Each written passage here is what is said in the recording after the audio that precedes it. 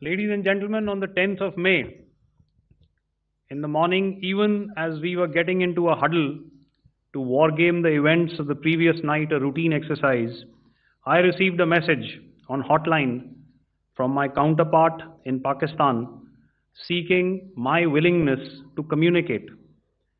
Since our initial aim was to strike at terror camps, and all our actions in the subsequent days were in response to the intrusions and violations by the Pakistan Air Force and its army, it was decided that I would indeed speak with my counterpart. You are already aware, I've seen it being covered on national television, that my communication with the Pak DGMO was conducted at 15:35 hours yesterday and resulted in cessation of cross-border firing and air intrusions by either side with effect from 1700 hours 10th of May, after he proposed that we cease hostilities. We also decided to further speak on the 12th of May, that's tomorrow, at 1200 hours, to discuss the modalities that would enable the longevity of this understanding. However, disappointingly, and must I add,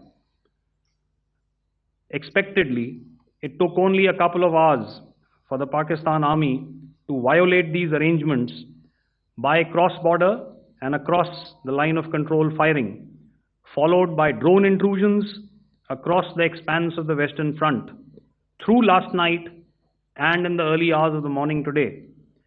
These violations were responded to robustly and dealt with as they must be. We have earlier today sent another hotline message to my counterpart highlighting these violations of the understanding between the DGMOs on the 10th of May and our firm and clear intent to respond to these fiercely and punitively, if repeated tonight, subsequently, or later.